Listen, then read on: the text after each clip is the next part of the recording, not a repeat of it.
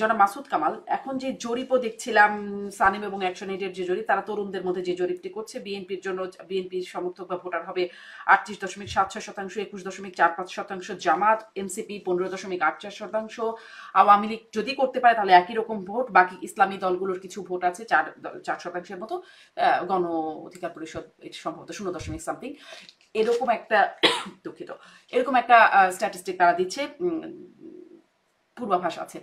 এখন এরকমটা কি যে বৃহৎ বিএনপি একটা বৃহৎ দল, বাকি যে এনসিপি, জামাত এবং ইসলামিক দল যারা আসলে একই রকম টোনে কথা বলছে, তারা মিলে আসলে বিএনপির মতোই একটা চাপ তৈরি করার জায়গায় চলে যাচ্ছে, তারা যদি একসাথে মিলে এরকম একটা জায়গায় কি চলে যাচ্ছে এখন, ভোটের হিসাব, চাপের হিসাব? শুনেন, প্রথমত ওই জরিপটা আমার কাছে মনে হয়েছে একটা হাস্যকর জরিপ। হাস্যকর এই কারণে যে সানেম কিন্তু একটা বড় প্রতিষ্ঠান, তার সঙ্গে বোধহয় আবার অ্যাকশন এডও ছিল, দুইজন মিলে একসঙ্গে করছে, মোটামুটি টাকা পয়সা খরচ করছে, কোনো সন্দেহ নাই। এরা বিদেশি অনুদান অনুদান তো পায়, ভালো টাকা পয়সা খরচ করে একটা জরিপ করছে। সেই জরিপ করছে 8টা বিভাগের, প্রতি বিভাগ থেকে 2টা করে জেলা নিছে, তার মানে 16টা জেলা। প্রতি জেলায় আবার 2টা করে উপজেলা নিছে, তার মানে 32টা উপজেলা। সব মিলে 32টা উপজেলায় তারা জরিপ করছে, এবং সব মিলে তাদের টোটাল মানে কতজনের মধ্যে করছে, 2000 জনের মধ্যে। স্যাম্পল সাইজ 2000, হ্যাঁ। হ্যাঁ, স্যাম্পল সাইজ 2000। এবং এদের আবার আরেকটা ক্যাটাগরি হলো, গ্রুপটা এইজটা হলো, এইজ লিমিটটা হলো 15 থেকে 35। 35। আচ্ছা, 15, 16, 17 এটার কি কামড়ে ভাই? আপনি এখানে জরিপ করবেন ভোট নিয়ে, তো 15, 16, 17 কেন? এই তিনটাতে এখনো যদিও ডক্টর ইউনূস সাহেব আশা প্রকাশ করছেন যে 16 বছর পর্যন্ত ভোটার হইতে পারে, হয় নাই তো এখনো। আচ্ছা, ধরলাম মনে হয় আশাটা বাস্তবায়িত হবে, তাহলে 15 কেন?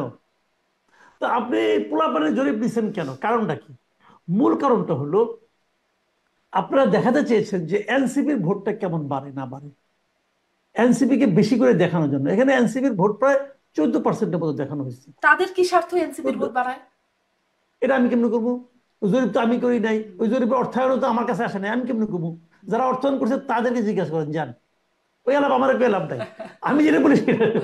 মানে তারা আপনার কি দেখিয়েছে। বিশ্লেষণ, তারা কেন এটা করতে পারে, তাদের উদ্দেশ্য কি থাকতে পারে? আচ্ছা, আমি এই আলাপটা শেষ করে বলেন পরে বলি। নিশ্চয়ই। হ্যাঁ, এনসিপির ভোট দেখানো হয়েছে এখানে 14.84, খুব সম্ভবত এরকম একটা 14.84-এর মতো। আচ্ছা, তো এনসিপি ভাই, আমি এনসিপির সম্পর্কে একটা ভবিষ্যৎবাণী করি। নির্বাচনে যে ধারা আমি এখন দেখছি, এনসিপি যদি একা নির্বাচন করে, তারা যদি কোনো একটা আসনে জামানত মানে বজায় রাখতে পারে, নিরাপদ রাখতে পারে জামানত, তাহলে আমি মনে করি এটা তাদের ভালো সাফল্য।